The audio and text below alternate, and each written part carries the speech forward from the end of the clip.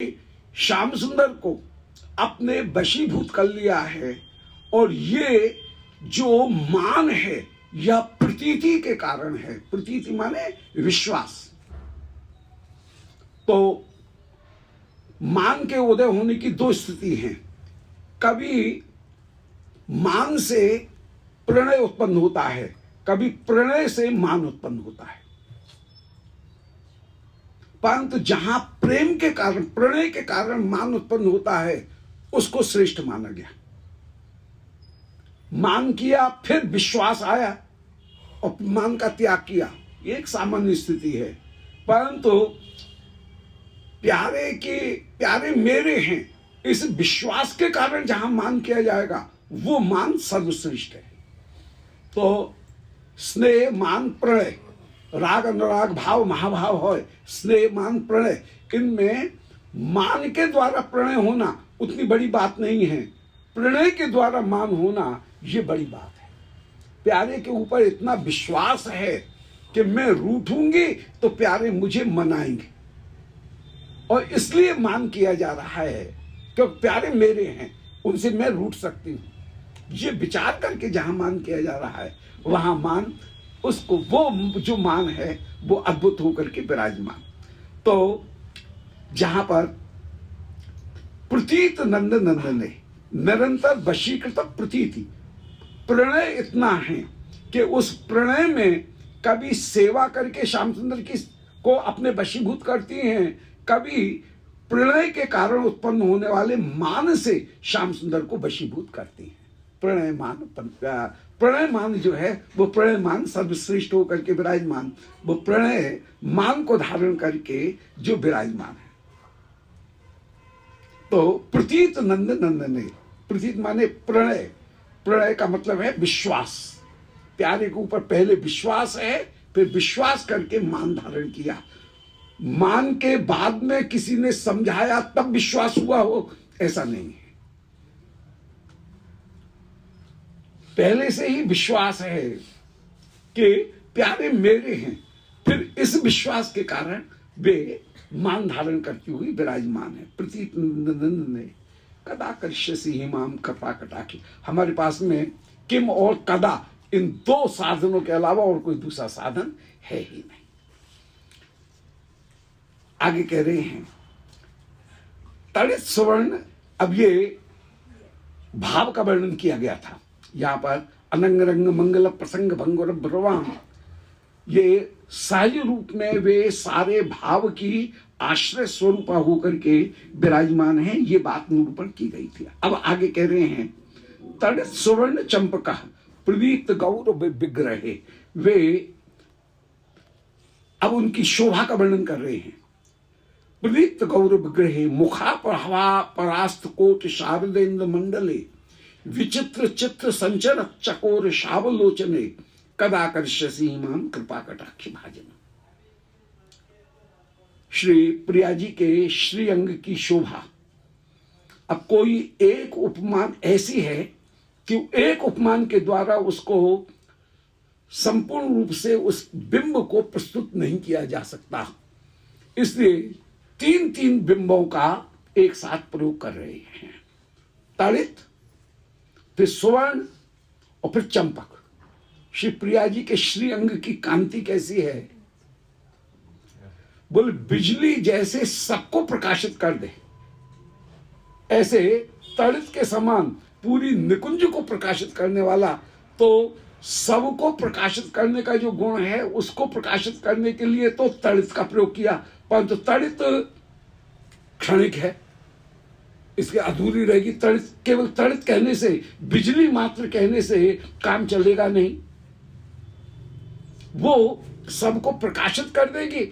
इतने भाव को तो प्रकट कर दिया गया, परंतु अभी पूर्ण प्रकाशन नहीं हुआ, उसका पूर्ण बिंब सामने नहीं आएगा। श्री किशोर जी के श्रीअंग से जो कांति निकल रही है, जो चमक निकल रही है, वो चमक कैसी है कि वो बिजली के समान पूरे परिवेश को प्रकाशित करने वाली तो है, परंतु क्षणिकता के भाव को समाप्त करने के लिए उसमें एक दोष है, क्षणिक है वो बिजली, इसलिए उसकी स्थिरता को स्थापित करने के लिए एक दूसरा उपमान दिया सुवर्ण, तप्त कांचन गौरांगी होकर के वे विराजमान हैं।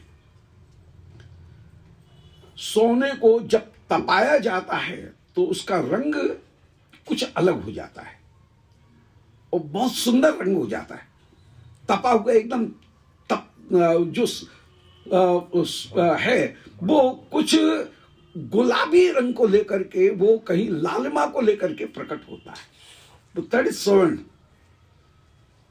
तो वो जो रंग है वो रंग स्थायी होकर के विराजमान। परंतु सोने का ये दृष्टांत दिया है, तप्त कांचन इनकी शोभा का यह दृष्टांत दिया जाए तो उसमें भी एक कमी रह गई, उसमें कोमलता सुगंध नहीं। इसलिए एक तीसरा दृष्टांत दिया कि चंपक, तड़ित स्वर्ण चंपक, वे चंपक होकर के विराजमान। अब स्वर्ण चंपक में कितनी कोमलता, अब वो कोमलता कहीं स्वर्ण में आ नहीं सकती है, सुगंध होगी नहीं स्वर्ण में, परंतु यहां पर सोना और सुगंध दोनों विराजमान है।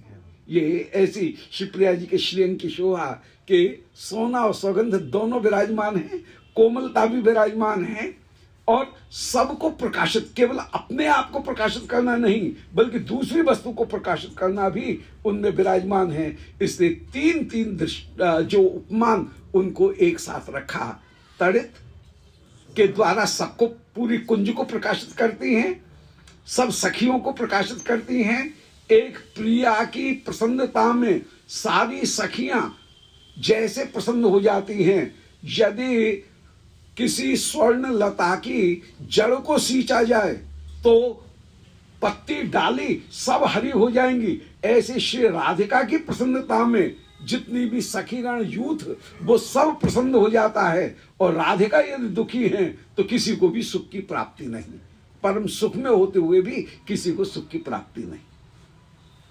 तो वे बिजली के समान सबको प्रकाशित करने वाली हैं, सोने के समान वे परम तेज में और सुंदर होकर के विराजमान, परंतु कोमलता और सुगंध इनके गुणों से युक्त होने के लिए वे चंपक के समान, चंपे के फूल के समान वे विराजमान हैं।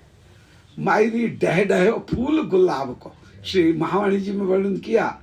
शिवप्रिया जी कैसी हैं, बोले डह डहा फूल, एक नया नया जैसे चंपे का फूल अभी डह डहा हुआ आया है, गुलाब का फूल आया है, ऐसी शिवप्रिया जी की शोभा है। डह डह फूल गुलाब को, गुलाब का जैसे डह डहा फूल हो, नया खिला हुआ, उसकी जो शोभा है उसमें जरा भी मुरझान नहीं है। तो तड़ित स्वर्ण चंपक उनके समान प्रदीप्त गौर विग्रह है, जिन श्री किशोरी जी की रूप माधुरी ऐसी सुंदर विराजमान हो रही है। उनका गौर विग्रह, वो जो अंग का रूप है वो रूप अद्भुत। अब उस रूप में माने अंग की जो गठन उसका नाम है रूप, वो ही जब वस्त्र आभूषण धारण कर ले तो उसका नाम हो जाएगा शोभा। जब उसमें भाव आ जाए तो वो हो जाते हैं भाव, और भाव ही जब कहीं चेष्टाओं के रूप में सामने प्रकट हो जाते हैं तो उसी का नाम है कांति। तो रूप शोभा भाव कांति, और वो सबको प्रकाशित करे तो उसका नाम हो जाएगा दीप्ति। ये निरूपण किया। तो तड़ित स्वर्ण चंपक, बिजली के समान सबको प्रकाशित करने वाले, सोने के समान आकर्षक और चंपे के समान सुगंध और कोमलता से युक्त, जिनके प्रदीप्त माने प्रकाशित होने वाली गौर विग्रह जिनका विराजमान है श्री किशोरी जी का। मुख प्रभा परास्त कोट शारदेन्द्र मंडले, मुख की शोभा के आगे करोड़ों शरतकालीन जो चंद्रमा हैं उनके मंडल भी पराजित हो जाएं। सबसे ज्यादा प्रकाशित जो चंद्रमा है वो है शरद पूर्णिमा का चंद्रमा, क्वार का चंद्रमा, शरद ऋतु का चंद्रमा। सबसे ज्यादा अंधेरी रात होती है दीपावली की रात। दीपावली की रात को कहते हैं कुहू, और शरद पूर्णिमा की रात्रि को कहते हैं राका। तो राका निशा, उस राका निशा की भी शोभा को, राका निशा का एक चंद्रमा ही कितना प्रकाशित होता है कि लोग उसमें भी सुई में धागा पो लेते हैं। परंतु जहां अनेक अनेक चंद्रमा एक साथ उदय हो जाए तो वो कितना प्रकाश होगा। तो मुख प्रभा, मुख की शोभा के कारण एक चंद्रमा नहीं, कोट शरदेंदु, करोड़ों चंद्रमा उन शरद के इंदुओं के मंडल को भी पराजित करने वाली, जिनके मुख की अपूर्व शोभा है। चंद्रमा आनंद प्रदान करने वाला है, चंद्रमा मोहकता उत्पन्न करने वाला है, परंतु वो अपूर्व से मोहकता यहां पर विराजमान। विचित्र चित्त संचरत चकोर शाव लोचन, जिनके नेत्र लोचन कैसे हैं, चकोर के शाव माने बच्चे के समान जिनके नेत्र हैं, जो विचित्र प्रकार से, चित्र माने अद्भुत रूप में चेष्टा कर रहे हैं। ये जो नेत्रों की एक तुलना दी जाती है चकोर से, चकोराक्षी। चकोर बड़ा चंचल पक्षी है, कभी बैठेगा नहीं, कुछ न कुछ कूद फांद करता रहेगा। ऐसे ही शिवप्रिया, उनके नेत्र में भी चकोर शाव लोचने, चकोर के शावक के समान जिनके नेत्र हैं। शावक कहते हैं किसी भी के छोटे बालक को शावक कहते हैं। तो चकोर शाव लोचने, चकोर के बालक के समान जिनके नेत्र हैं, जो कि विचित्र प्रकार से, चित्र माने आकर्षक जो क्रियाएं हैं उनको कर रहे हैं। नेत्र ही सारे भावों को प्रकट करने में समर्थ हैं। जहां नृत्य है, उस नृत्य के भी 3 भाग भरत मुनि ने निरूपण किए, एक पादक, एक हस्तक, एक नेत्रक। चरणों के की गति के द्वारा, चरणों की ताल के द्वारा जीवन के समर्पण को व्यक्त किया जाता है। यदि ताल चूक गया, कितना भी बढ़िया नृत्य हो, सत्यानाश, उसकी सारी ब्यूटी खत्म हो जाती है। ताल नहीं चूकना चाहिए। अनुगत ताल गणत नट नाचा, नट जो है वो ताल को नहीं चूकता है, ताल को गिनता रहता है उसके मन में, और फिर वो नृत्य करता है। इधर उधर हो जाएगा, सारे भाव दिखाएगा, परंतु ताल नहीं चूकेगा। ताल उसकी सम पर आनी चाहिए। तो ताल जो है वो जीवन के समर्पण को व्यक्त करती है, जीवन की एकाग्रता को ताल व्यक्त करने वाली होती है। चरणक, चरणक ने जो नृत्य है, नृत्य में हाथ की जितनी भी भंगिमाएं हैं, उनमें कहां मृगी मुद्रा है, कहां कौन सी मुद्रा है, तो ये संवाद को प्रकट करने वाली है। हस्तक के द्वारा संवाद, कहीं निषेध किया जाएगा, कहीं आह्वान किया जाएगा, कहीं मना की जाएगी, कहीं उत्सुकता प्रकट की जाएगी। तो हाथ की जो विभिन्न मुद्राएं हैं, उन मुद्राओं के द्वारा संवाद प्रकट किया जाता है। और नेत्रों के द्वारा कभी क्रोध, कभी उत्सुकता, कभी हास्य, कभी विस्मय, उनको प्रकट किया जाएगा। और तीनों को मिलाकर के नृत्य की पूर्णता होती है। नृत्य की जो पूर्णता है वो पादक, हस्तक और नेत्रक तीनों के द्वारा होती है। तो यहां पर कह रहे हैं कि विचित्र चित्त संचरत चकोर शाव लोचने, वे विचित्र अद्भुत संचार पूर्वक नेत्रों के द्वारा जहां श्याम सुंदर के प्रति कभी क्रोध, कभी स्मित, कभी उत्साह, कभी क्रोध, उल्लास, कभी समर्पण, सारे भावों को नयनों के द्वारा जो प्रकट करती हुई विराजमान, और जिनमें स्वाभाविक रूप में किल किंचित भाव परिपूर्ण रूप से विराजमान है, उन श्री प्रिया जी, उनके नेत्रों का क्या कहना। तो ऐसे जिनके सुंदर नेत्र हैं, वे श्री किशोरी जी कब कृपा करेंगे। तो पहले श्रीअंग की शोभा का वर्णन किया कि श्रीअंग की विग्रह की जो कांति है वो बिजली के समान सबको प्रकाशित करने वाली, स्वर्ण के समान सबका आकर्षण करने वाली, और चंपे के समान कोमल और सुगंध से युक्त होकर के विराजमान है। ऐसा उनका गौर विग्रह है। माने अंग की रूप वह अद्भुत है। वो भी रूप यदि शोभा वस्त्र अलंकार से युक्त हो जाए तो उसका क्या कहना, और वो भी भाव से युक्त हो जाए तो क्या कहना, और भाव का प्रकाशन हो, दीप्ति हो तो उसका क्या कहना। फिर मुख की प्रभा के द्वारा जिन्होंने करोड़ों चंद्रमाओं को भी परास्त कर दिया है। चंद्रमा स्वाभाविक रूप में ही उन्मादक और शीतल आकर्षक होता है, परंतु शीतलता, उन्मादकता और आकर्षकता में करोड़ों करोड़ों चंद्रमाओं को भी, जो राका चंद्रों को भी अपने मुख की अपेक्षा, मुख की शोभा के आगे फीका कर देने वाली हैं। और जिनके नेत्र, ये मुख की शोभा हुई, पहले श्रीअंग की शोभा, फिर उससे और स्पेसिफिक हुए मुख की शोभा, फिर मुख की शोभा में भी और अधिक स्पेसिफिक हुए कि नेत्र की शोभा कैसी है। और नेत्र की शोभा ऐसी जहां पर चकोर पक्षी के चंचल बालक, बालक तो सबके ही चंचल होते हैं और बड़े सुंदर लगते हैं, बालक कौन सा अच्छा नहीं लगता है। जो बिल्ली कुत्ते, उनके भी बालक बड़े आकर्षक हो जाते हैं। बालक तो सदा स्वाभाविक रूप में ही सबके, उनका स्वभाव ही बड़ा, बालक तो आकर्षक होता ही है। तो यहाँ पर चकोर जो है, वो चकोर का शावक, उसके चंचल नेत्रों के समान जिनके नेत्र होकर के विराजमान, ऐसे चंचल बालक के समान जिनके, चंचल चकोर बालक के समान जिनके नेत्र हैं, और उनके द्वारा स्वाभाविक रूप में चंचलता विराजमान है। क्योंकि जहां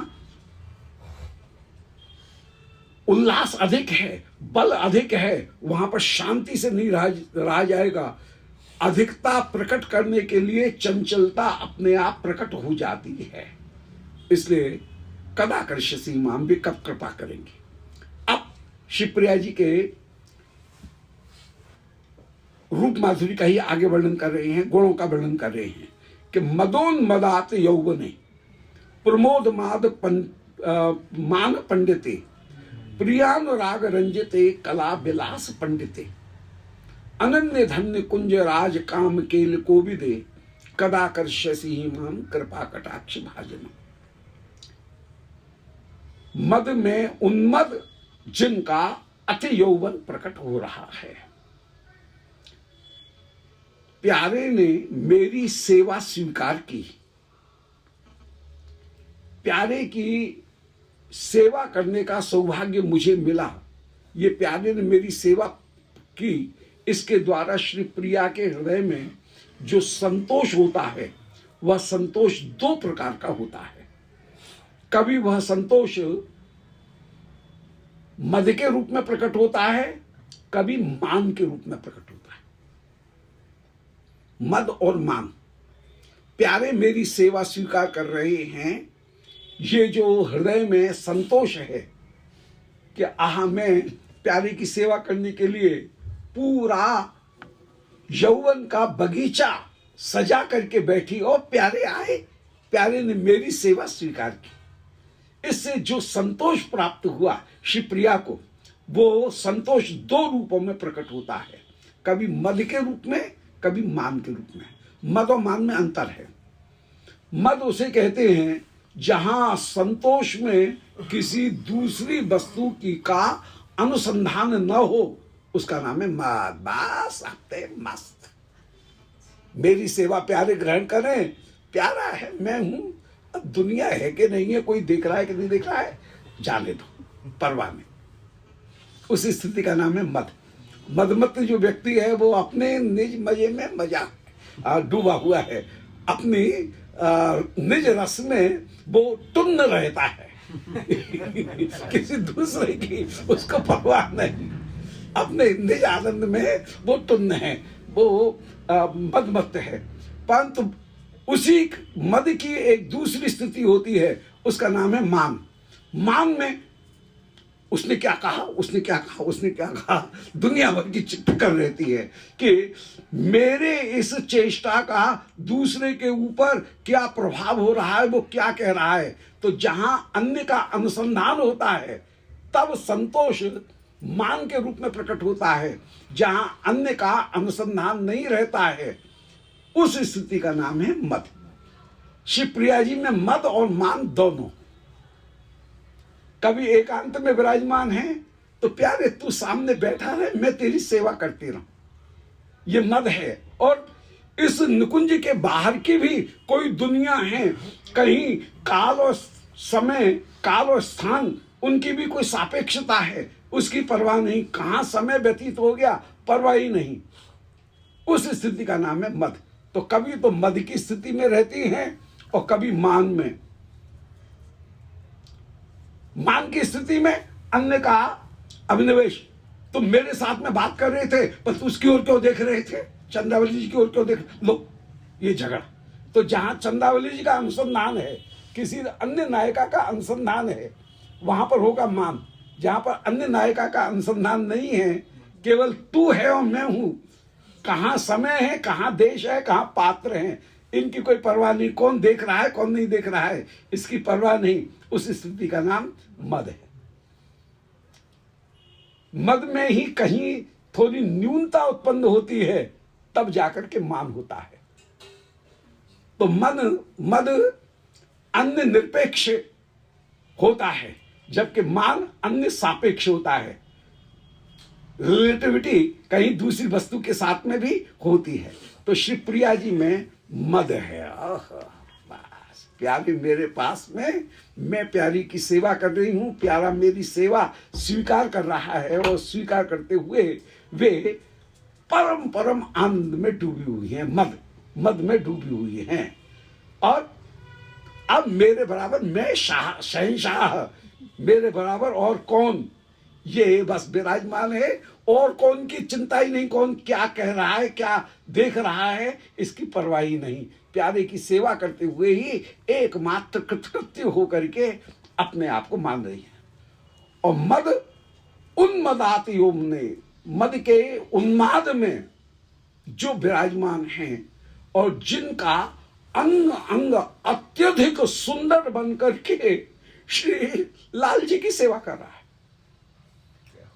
उन्मद होकर के अति यौवन को प्राप्त करके विराजमान, रोम रोम जहां श्री प्यारे की सेवा करते हुए विराजमान हैं, और उस प्रेम के द्वारा वे, उनका प्रेम के द्वारा ही श्याम सुंदर के प्रेम का आस्वादन प्राप्त करते हुए विराजमान, जहां पर किसी दूसरी वस्तु की कोई अपेक्षा है ही नहीं।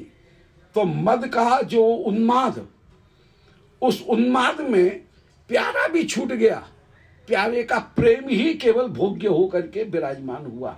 मदोन्मद अति यौवन है, और उसमें अति यौवन होकर के, अति युवा होकर के, अत्यंत नित्य नव नव उल्लास को धारण करके श्री प्यारे की सेवा करते हुए वे विराजमान।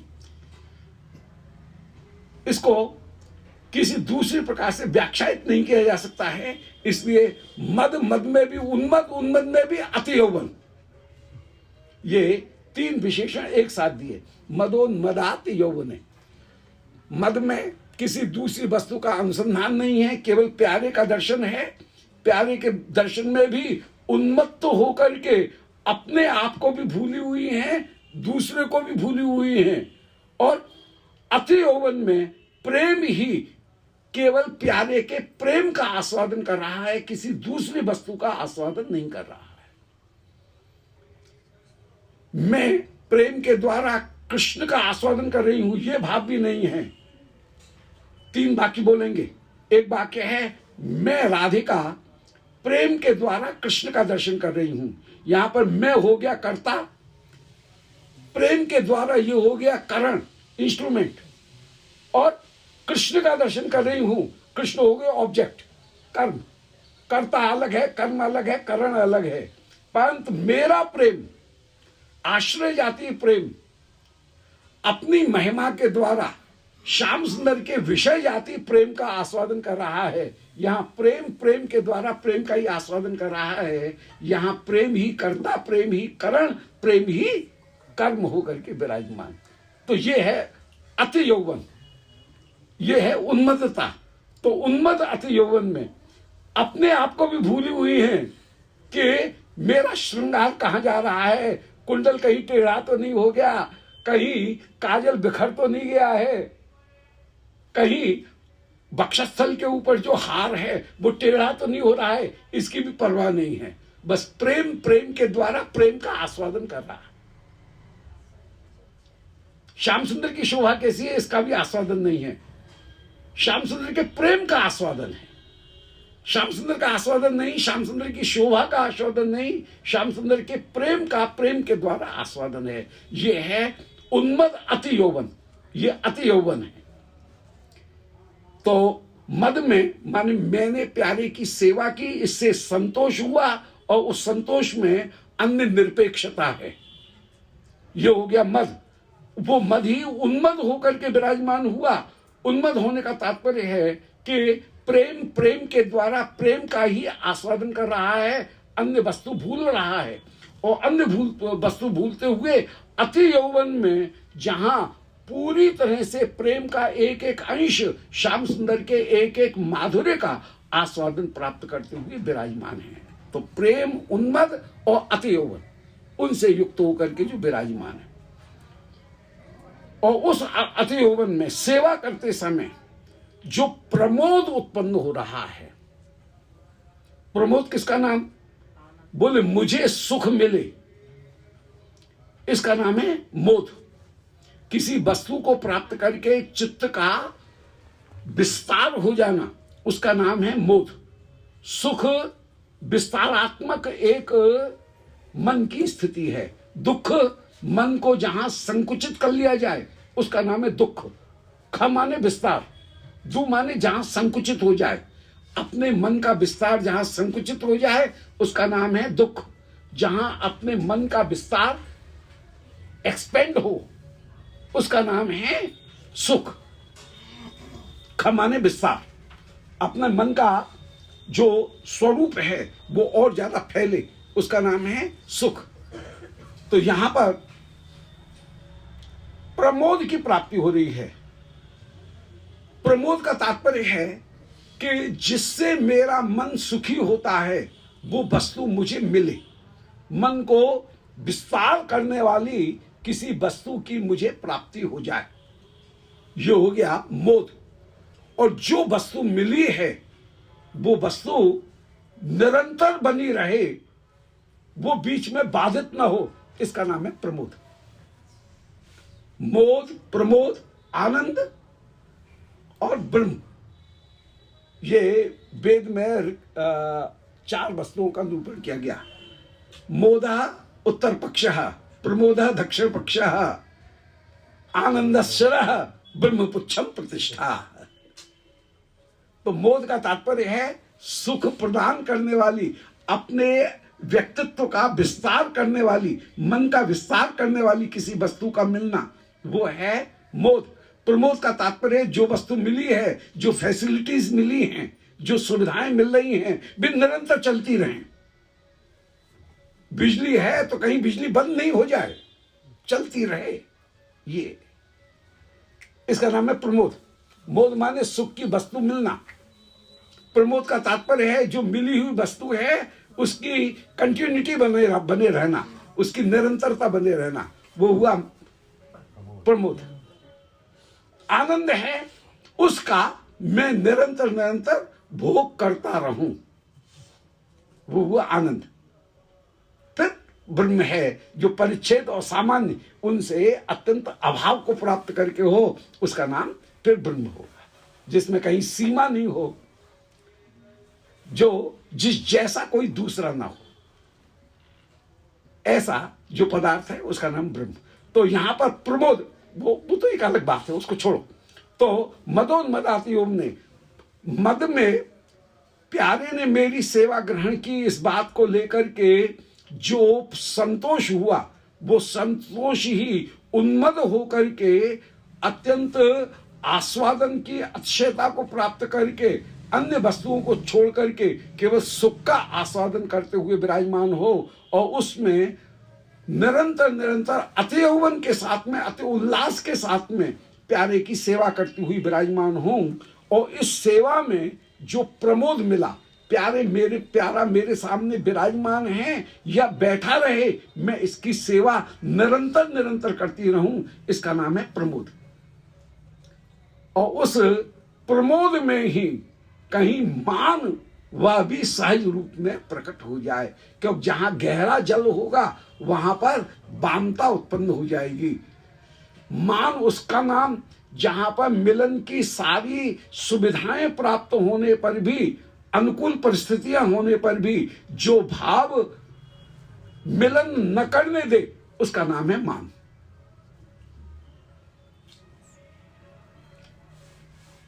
प्यारा प्रिया में अनुरक्त है, प्रिया प्यारे में अनुरक्त है, एकांत भी है, कहीं कोई बाधा भी नहीं है, फिर भी जो भाव प्यारे से मिलने नहीं दे, उसका नाम है मान। तो प्रमोद मान पंडिते, प्रमोद में ही अधिक अतिशयता होने पर मान जिन श्री प्रिया में उदय हो रहा है, वो मान ही जिनका श्रृंगार है। जहां महाभाव स्वरूपा श्री किशोरी जी का वर्णन किया, वहां कौटिल्य ही कज्जल होकर के नेत्रों में विराजमान बलिहारी, मान रूपी कंचुकी धारण करके बैठी हैं, गर्भ रूपी शैया के ऊपर विराजमान है। जहां वर्णन किया है वहां पर गर्भ रूपी, गर्भ जो है वो अभिमान, वही शैया है, उसके ऊपर बैठी हैं। जो मान है वही कंचुकी धारण कर रखी है, जो कुटिलता है वही नेत्रों का काजल बन करके नेत्रों में विराजमान। मन कुटिलता का जो भाव यदि उसके साथ में संधिनी शक्ति मिल जाए तो वही काजल बन जाएगा। कुटिलता है एब्स्ट्रैक्ट, उसका कोई रूप नहीं है, परंतु वो रूप धारण कर ले, कुटिलता धारण कर ले तो रूप धारण कर लेगा, तो वही कजरोटा में काजल बन करके विराजमान हो जाएगा। और उस कजरोटा से लेकर के आंखों में काजल श्री किशोरी जी आ रही है जैसे, तो जहां मान ही काजल बन करके विराजमान हो जाए, जो गर्भ एब्स्ट्रैक्ट था वो ही संधिनी शक्ति से युक्त होकर के उसने एक रूप धारण किया, वही कंचुकी हो गई, उस कंचुकी को ही शिवप्रिया धारण कर रही हैं। जो गर्भ था वही एब्स्ट्रैक्ट ही कॉन्क्रीट होकर के एक शैया बन करके विराजमान हुआ, और उसके ऊपर शिवप्रिया गर्भ के ऊपर विराजमान है। तो यहाँ पर जितनी भी वस्तुएं हैं श्री निकुंज मंदिर की, वे सब की सब भाव रूप हैं। शिव प्रिया जी भी महाभाव स्वरूपा हैं, और महाभाव स्वरूप होकर के उनकी जितनी भी वस्तुएं हैं वे भी सब भाव रूप होकर के ही विराजमान। तो प्रमोद मान मंडिते, मान से मंडित होकर के वे विराजमान हैं। और प्रियान राग रंजते, श्री प्रिया ने 7 जो रंजन धारण किए हैं। षोडश श्रृंगार में 9 श्रृंगार हैं जो के आभूषण हैं, और 9 श्रृंगार हैं, 7 श्रृंगार हैं जो के रंजन रूप हैं। तो यहाँ पर श्री मस्तक के ऊपर सिंदूर, श्री मस्तक के ऊपर बिंदु, अधरों पर लाली, नेत्रों में कज्जल, वक्षस्थल के ऊपर, भुजाओं के ऊपर चंदन, चरणों में अलता, चतुरता, स्नान, ये जो 7 वस्तुएं हैं ये ही रंजन रूप होकर के विराजमान। 9 श्रृंगार धारण करके 9 7 16, तो 9 श्रृंगार 16 श्रृंगार जो हैं उनको धारण करके शिवप्रिया विराजमान हैं। तो यहाँ पर प्रियानुराग रंजते, प्रिय का जो अनुराग, उस अनुराग से ही वे रंजित होकर के विराजमान हैं। अनुराग का तात्पर्य है सतत उपभोक्तमान पदार्थ में भी नित्य नूतनता की प्राप्ति। और कला विलास पंडिते, जहां कला के विलास में परम परम पंडित, कौन सी कला ऐसी है जो श्री प्रिया में पूर्णता को प्राप्त करके धन्य नहीं हुई, उनके आश्रय होकर के भी विराजमान। कला का तात्पर्य है कि हृदय के भावों को अभिव्यक्त जो करना है, एक्सप्रेशन इज आर्ट। कला की परिभाषा दी गई, अभिव्यक्ति ही कला है। हृदय के जो भाव हैं उनको प्रकट करने की जो क्षमता है उसका नाम कला। और श्री प्रिया के हृदय के भावों का क्या कहना, तो कलाओं का भी क्या कहना, कलाओं की गिनती नहीं की जा सकती है। और उनकी पूर्णता, उनकी संपन्नता, उनकी सार्थकता, उनकी समृद्धि रूपता, उसका भी वर्णन नहीं किया जा सकता है। कला विलास पंडित, कला का जो विलास है उस विलास में परम परम पंडित अपने हृदय के प्रत्येक भाव को अनेक प्रकार से, अनेक माध्यमों से वे प्रकट करने में समर्थ हैं। केवल यहाँ पर 5 कला ही नहीं है ललित कलाओं में, वास्तुकला, मूर्तिकला, चित्रकला, संगीत कला और काव्य कला, केवल 5 कला ही नहीं, अनेक अनेक जो कला हैं उनमें वे परम पंडित होकर के विराजमान है। कला विलास पंडित, कला विलास के पांडित्य को धारण करके वे विराजमान। और सब कलाओं की सार्थकता है श्री प्यारे को कैसे सुख दिया जाए। मंदिर संस्कृति की एक सबसे बड़ी विशेषता यही है कि मंदिर संस्कृति के द्वारा जैसी कलाओं का संरक्षण हुआ, यदि मंदिर संस्कृति नहीं होती तो कलाओं का संरक्षण नहीं होता। संगीत, वास्तु, चित्र, मूर्ति, जितनी भी कलाएं हैं, काव्य, उन सारी कलाओं का संरक्षण मंदिर संस्कृति के द्वारा हुआ, स्वरूप सेवा के द्वारा हुआ। स्वरूप सेवा नहीं होती तो वे सारी कलाएं कहीं नष्ट हो जाती और वे जन जन में विराजमान हुई और हृदय के भावों की अभिव्यक्ति करने में वे प्रमुख माध्यम बन करके विराजमान हुई। इसलिए श्री प्रिया कला विलास पंडिते, अनंत जो कलाएं हैं उन अनंत कलाओं के विलास में परम पंडित होकर के विराजमान। अनंत कलाएं जो हैं उनका कहाँ चित्र रचना कर रही हैं, कैसे वे कुंज रचना कर रही हैं, कहाँ वास्तु है, कहाँ मूर्ति है, कहाँ चित्र हैं, कहाँ संगीत है, कहाँ काव्य है, सब कलाओं में परम पंडित होकर के वे विराजमान और उनकी अपूर्व बुद्धि उनमें विराजमान। पंडा का अर्थ होता है बुद्धि, पंडा माने बुद्धि, बुद्धि जिसमें हो उसका नाम पंडित। पंडा बुद्धिर यस्य स पंडित है, जिसमें बुद्धि हो उसका नाम पंडित। पंडित शब्द का अर्थ है बुद्धिमान। तो कला विलास में वे पंडित होकर के विराजमान है, परम बुद्धिमती होकर के विराजमान है। अनन्य धन्य कुंजराज काम केल कोविदे। श्री श्याम सुंदर आज अनन्य जन ही श्याम सुंदर के मुख्य धन हैं। धनम अस्यास्ति धन्य, जिसके पास में धन हो उसका नाम है धन्य। जय जय जय जय। धन्य लोगों की बतना है।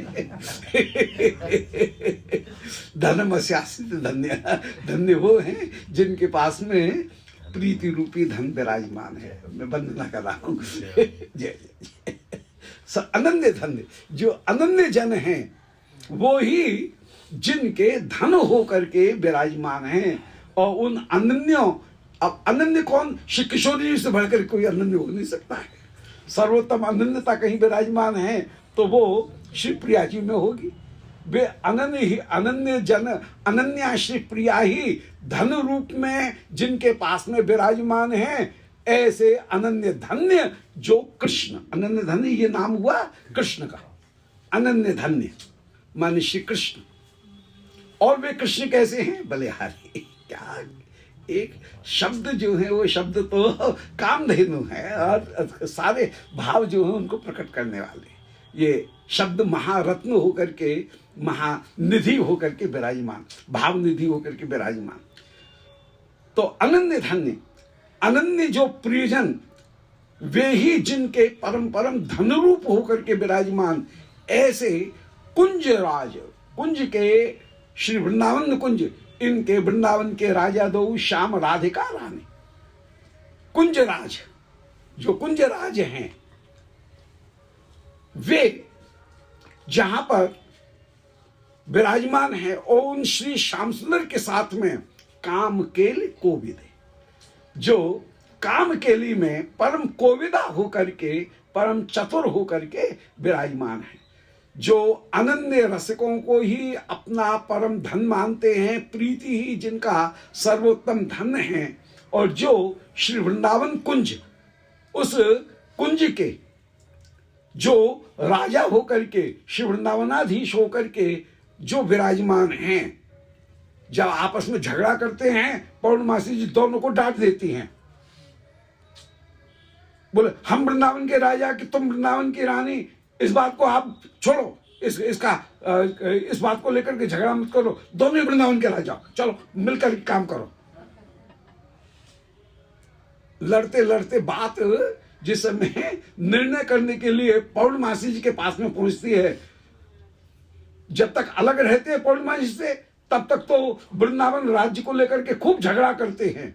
जब उनके पास में पहुंचती है पौर्णमासी जी के, तो पौर्णमासी जी दोनों को डांट देती हैं, बोले उनसे कह देना दोनों जने लड़े नहीं, दोनों ही वृंदावन के राजा है, मिलकर के वृंदावन पर शासन करें। जय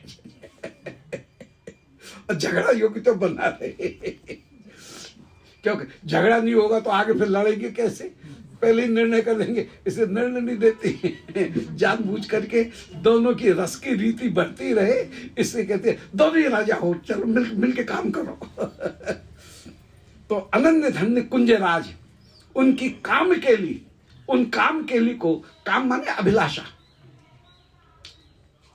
जहां प्रेमैव गोपरामाणाम काम इत्यगमत प्रथाम, ये श्री उज्ज्वल नीलमणि में एक परिभाषा दी गई कि ब्रज गोपिकागणों का प्रेम ही काम है। उसको काम नाम से कह दिया गया, परंतु वो काम है नहीं। काम का तात्पर्य है निःसुख, प्रेम का तात्पर्य है प्रिय संतर्पण। तो है तो प्रिय संतर्पण, परंतु वो दिख रहा है चेष्टाओं की अनुकूलता के कारण उसको भी काम कह दिया गया। तो काम केली, श्री प्यारे को सुख देने की जो विभिन्न केली हैं, उन केली में जो परम कोविद होकर के, परम चतुर होकर के जो श्री प्रिया जी विराजमान है, अनन्य धन्य जो कुंजराज श्री श्याम सुंदर, उनकी काम केली माने प्रेम की केली, उनमें परम कोविद हैं और निरंतर निरंतर मधुस्नेहा होने के कारण उस प्रेम को निरंतर बढ़ाने वाली, एक बात में से दूसरी बात और दूसरे में से तीसरी बात, एक डाली से दूसरी डाली और दूसरी डाली से तीसरी डाली और तीसरी से चौथी डाली, ऐसे पुंखानुपुंख रस का विस्तार करने वाली होकर के वे श्री प्रिया विराजमान हैं। काम केली में परम कोविद हैं। कदा कर्ष्यसि माम कृपा कटाक्ष भाजनम, कब मेरे ऊपर कृपा करो।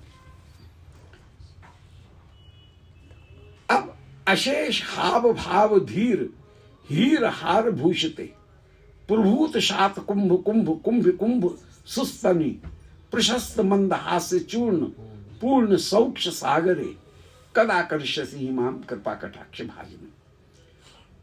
अब श्री प्रिया जी के श्रीअंग की शोभा और श्रीअंग की शोभा का वर्णन करके जहां विभिन्न आभूषण हैं, उन आभूषणों की शोभा का वर्णन कर रहे हैं। अशेष हाव भाव, जितने भी हाव भाव हैं वे ही जिनके धीर हीर हार भूषते, वे ही हीरा के हार बन करके विराजमान। अशेष माने संपूर्ण, शेष नहीं है माने संपूर्ण। जितने भी हाव, हाव का मतलब है मन में सोए हुए भाव का किंचित जागरण होना, इसका नाम है हाव। जब पूर्ण जागरण हो जाए और चेष्टाओं के माध्यम से प्रकट हो जाए तो वही भाव होकर के विराजमान। हाव भाव, हाव का मतलब है कि अर्ध जागी हुई स्थिति, अर्ध निद्रित स्थिति, अर्ध जागृत स्थिति। भाव का तात्पर्य है पूर्ण जागृत स्थिति। फिर जहां आगे वो फिर दीप्ति और कांति, जहां श्रीअंग की शोभाएं चेष्टाएं प्रकट हो रही हैं, वो हो गई दीप्ति और उनका अत्यंत विस्तार वो हो गया कांति। रूप, शोभा, हाव, भाव, कांति, दीप्ति, ये क्रम क्रमशः अधिक बढ़ी हुई स्थिति है। तो संपूर्ण हाव ही सोए हुए जो स्थायी भाव है, महाभाव स्वरूपा हैं, भाव इनके हृदय में सो रहे हैं, वे ही कहीं भाव के रूप में प्रकट हो गए हैं। वे ही मानो और धैर्य, वे अनेक आभूषण हैं और धैर्य रूपी हीर हार। धैर्य जो है वही एक हीरे का हार है, उस हार से जो भूषित होकर के विराजमान। भाव ही श्रृंगार बन करके विराजमान होते हैं। श्याम सुंदर के श्री अंग को सूंघने की जो अभिलाषा, वही मानो नाक का कांटा बन करके विराजमान होती है, नथ बन करके। प्यारे के अधरामृत पान करने की जो अभिलाषा, वही मानो गज मुक्ता बन करके विराजमान होती है। प्यारे के गुणों को श्रवण करने की अभिलाषा, वही मानो कान का कुंडल बन करके विराजमान होती है। प्यारे की जो प्रीति, प्यारे के प्रति जो प्रीति है, वही गले का हार बन करके विराजमान हो जाती है। प्यारे गले के हार बन जाते हैं। प्यारे से मिलने की उत्सुकता, वही चरण का नूपुर बन करके विराजमान हो जाती है। जितने भी आभूषण हैं, जहां महाभाव स्वरूप का वर्णन किया गया श्री प्रिया जी का, वो महाभाव स्वरूप में सारे आभूषण ये श्री अंग श्रृंगार रूप होकर के ही विराजमान है। तो अशेष हाव भाव, वो ही मानो हीर हार भूषिते, हीरे के हार हैं। और जो धैर्य है, वो धैर्य ही हीरे का हार है। अनेक आभूषण, विभिन्न आभूषण हैं। जैसे श्रवण करने की अभिलाषा, वो कुंडल बन गई। अधर पान की अभिलाषा, वही गजमुक्ता बन गई। प्यारे के श्रीअंग को सूंघने की जो अभिलाषा है, वही गंध, वही नासिका का नथ बन करके विराजमान हो गई। तो जितने भी आभूषण हैं, जो कुटिलता है, वही नेत्र का काजल बनकर के विराजमान हो गई। प्यारे को आकर्षण करने की जो अभिलाषा है, वही मानो समर रंगिणी सखी बनकर के, बिंदी बनकर के विराजमान हो गई। हाँ, वो समर रंगिणी है। श्याम सुंदर, उनके हाथ में जो बंशी है, वो विश्व मोहिनी जो सखी है, वही बंशी बन करके श्याम सुंदर के श्रीहस्त में विराजमान हो गई। तो जहां ऐसे विराजमान, तो अशेष हाव भाव धीर, अशेष हाव भाव, वो ही मानो आभूषण है। और धीर हार, धैर्य रूपी जो हार है, वही उसको जिन्होंने धारण कर रखा है। प्रभूत सात कुंभ कुंभ, स्वर्ण के कलश के समान, जिनके श्रीअंग के ऊपर अपूर्व रूप से रसद कुंज विराजमान है। रंगद रसद जो कुंज हैं, वो जहां पर विराजमान हैं। तो जहां रसद कुंज के रूप में स्वर्ण कुंभ श्री प्रिया के श्रीअंग में ही थलोथल के रूप में वो कुंभ अपूर्व रूप से विराजमान हो रहे हैं। रसद कुंज विराजमान, अष्टकुंज श्री प्रिया के श्रीअंग में विराजमान। रंगत माने प्रीति, रसद माने वक्षोज, जहां पर विशद माने नेत्र, जहां पर अमित कला वो नेत्र दृष्टि, जहां पर अपूर्व रूप से, तो रंगद रसद विशद अमृत कला अमृत आदि कुंड, ये अमृत, ये विलास, ये जो अष्टकुंज हैं, वो अष्टकुंज श्री प्रिया के श्रीअंग में सदा विराजमान श्री महावाणी जी वर्णन कर रहे हैं। और उन अष्टकुंज के माध्यम से श्री प्रिया सर्वदा सर्वदा श्री श्याम सुंदर की सेवा करते हुए ही विराजमान हो रही हैं।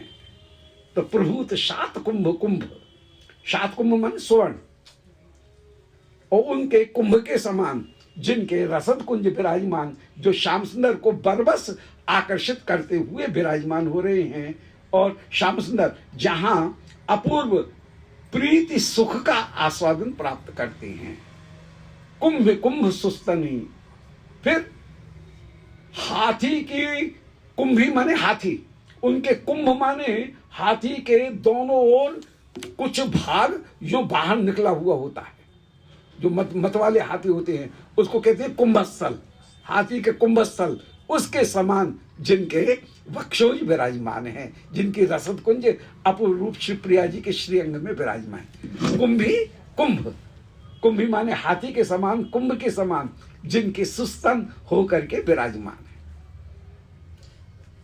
प्रशस्त मंदहास्य चूर्ण पूर्ण सौक्ष सागरे।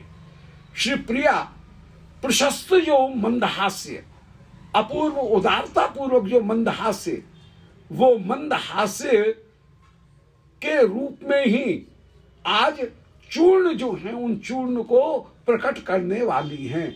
जैसे समुद्र वह कहीं पर्वतों को भी चूरा करके समुद्र के किनारे फिर रेती का ढेर लग जाता है, बजरी का ढेर लग जाता है, ऐसे ही हृदय में जो भाव विराजमान हैं वे भाव ही कहीं मंद मुस्कान के रूप में बाहर भी प्रकट होते हैं। समुद्र गहरा है, परंतु समुद्र जैसे कहीं किनारे पर रेत के ढेर को उपस्थित कर देता है, ऐसे ही हृदय का जो भाव है वह मुस्कान के माध्यम से बाहर ढेर लगा देता है आनंद का बलिहारी।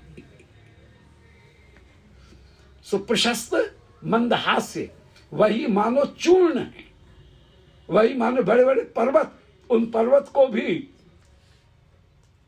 तटंकशा होकर के जैसे नदी विराजमान है, वो तट को काटती हुई जैसे रेत का ढेर कर देती है, ऐसे ही मंद मुस्कान जहां बाहर प्रकट हो जाती है। प्रीति है भीतर, मुस्कान के माध्यम से वो रेत बाहर प्रकट हो जाती है। सौक्ष सागरे, सुख की सागर होकर के वे श्री प्रिया विराजमान हैं। कदा करिष्यसि माम कृपा कटाक्ष। अब श्री प्रिया की श्री अंग की जो शोभा है उनका ही वर्णन कर रहे हैं, और वो सारे श्रृंगार सब आभूषण रूप होकर के विराजमान है, भाव रूप होकर के विराजमान, महाभाव स्वरूपा वे हैं और उनके आभूषण भी महाभाव स्वरूप होकर के विराजमान। मृणाल बाल बल्लरी तरंग रंग दोलते, लताग्र लास्य लोल नील लोचनाव लोकने, ललन लुलन मिलन मनोज्ञ मुग्ध मोहनाश्रय, कदा करिष्यसि माम कृपा कटाक्ष भाजन। श्री प्रिया की दो लते, दो माने भुजा, भुजा रूपी लता कैसी हैं? मृणाल बाल बल्लरी, मृणाल माने कमल नाल के समान, बाल कमल नाल के समान, नए कमल नाल के समान उनकी भुजा है। श्री श्याम सुंदर के जिस समय दाहिने कंधे के ऊपर श्री प्रिया की भुजा विराजमान होती है, उस समय वो भुजा ऐसी लगती है मानो कोई अपूर्व कमल नाल आज श्याम सुंदर के दक्षिण स्कंध को ग्रहण कर रही है। श्याम सुंदर की वाम भुजा, वाम और विराजमान श्री प्रिया उनके वाम स्कंध को छूती हुई, और श्री प्रिया की दक्षिण भुजा श्री श्याम सुंदर के दक्षिण स्कंध का स्पर्श करती हुई मृणाल नाल के समान शोभा को प्राप्त हो रही है। मृणाल, मृणाल माने कमल की नाल, और बाल बल्लरी, बाल बल्लरी का तात्पर्य है कोमल बल्लरी, नई जो लता, उस नई लता के समान आज शिवप्रिया की भुजा शोभा को प्राप्त हो रही है। गलबैया देकर के जहां विराजमान, और ये गलबैया ही मोक्ष माला है। जहां माला का वर्णन श्याम सुंदर ने माला धारण कर रखी है, वहां मुख्य रूप से जो माला है वो माला प्रिया की भुजलता है। भुजलता रूपी माला को धारण करके ही श्याम सुंदर विराजमान है सदा। तो मृणाल बाल बल्लरी, मृणाल के समान और बाल बल्लरी के समान, नई लता के, नव लता, उन लता के समान। और तीसरा दृष्टांत दे रहे हैं तरंग। एक एक चीज के लिए तीन तीन दृष्टांत प्राय सब जगह दिए हैं, तीन तीन दृष्टांत हर जगह। भुजा, दो लता के लिए दो लते माने भुजा, भुजा के लिए तीन दृष्टांत दिए। मृणाल के समान माने कमल नाल के समान उनकी भुजा है, ये कहीं रूप के आकार को प्रकट करती हैं, कमल नाल के आकार को प्रकट करती हैं। फिर बाल बल्लरी, बाल बल्लरी के समान, नवलता के समान कोमलता प्रकट कर रही हैं। और फिर तरंग रंग, तरंग के समान चंचलता प्रकट कर रही है। ये तीन अलग अलग, क्योंकि एक दृष्टांत से पूरा काम चलता नहीं है, पूरा बिंब उपस्थित होता नहीं है, इसलिए कहीं आकार, कहीं उसकी कोमलता और कहीं उसकी चंचलता, इनको सबको प्रकट करने के लिए मृणाल, फिर बाल बल्लरी और फिर तरंग, इन तीन के समान दौड़लता, जिन श्री प्रिया की भुजा श्याम सुंदर के वक्षस्थल के ऊपर, श्याम सुंदर के दाहिने कंधे के ऊपर शोभा को प्राप्त हो रही है। लताग्र लास्य लोल नील लोचनाव लोकल रही। अब लता, उनके अग्रलास्य के समान जिनके नेत्र हैं, लता का आगे का जो भाग है, किसी पुष्प के, किसी लता के आगे का छोर का जो भाग है, वो छोर का भाग या तो किसी कमल के समान होगा, किसी पुष्प के समान होगा, या नई कोपल के समान होगा। ऐसे ही शिवप्रिया जी, उनके नेत्र वे उनको दे रहे हैं लताग्र लास, लताग्र से उसकी तुलना की, लता के अग्रभाग से, जो कि लास्य लोल, लास्य माने नृत्य करने में चंचल होकर के विराजमान है।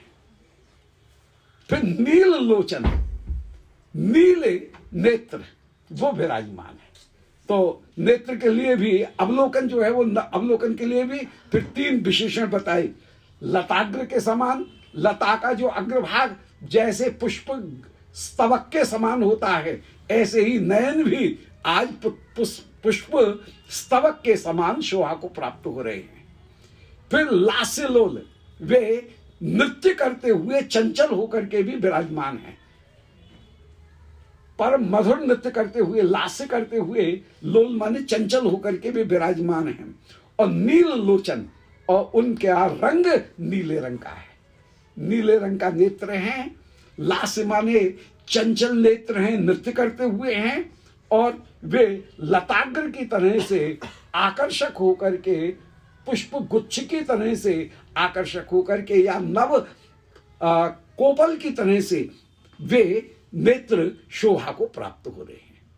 तो लताग्र से तुलना की, लास्य लोल से तुलना की, उनकी चंचलता विराजमान की, और फिर जो नील ये रंग से तुलना की। तो लता के अग्रभाग में आकर्षण, फिर लोल लास्य इसके द्वारा चेष्टा, और फिर नील लोचन इसके द्वारा वर्ण। तो शोभा, चेष्टा और वर्ण, इन तीनों को प्रकट करने के लिए तीन अलग अलग उपमान दिए गए। लताग्र, लास्य लोल और नील लोचन, इन तीनों की अपूर्व शोभा वहां पर विराजमान है।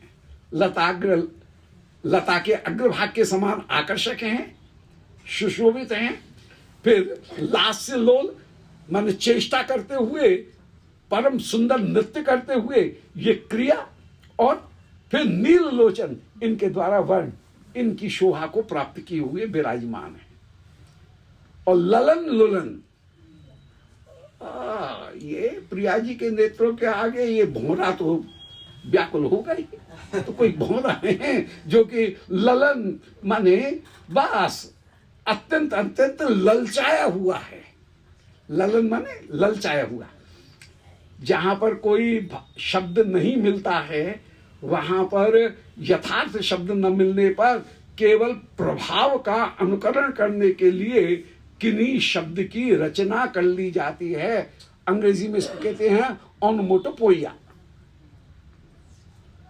ध्वनि या प्रभाव अनुकूलन, प्रभाव को प्रस्तुत करने वाला एक अलंकार, वो अलंकार यहां पर प्रकट हो रहा है। और सॉरी, और हाँ जय जय भैया लगाइए। हाँ, जैसे murmuring of the leaves. Murmur क्या होता है? मर्मरिंग ऑफ द लीव्स, पत्तियां मर मर कर ध्वनि कर रही हैं, कल कल करके जल बह रहा है, छल छल करके छलक रहा है। अब छल छल क्या होता है? परंतु जहां एक प्रभाव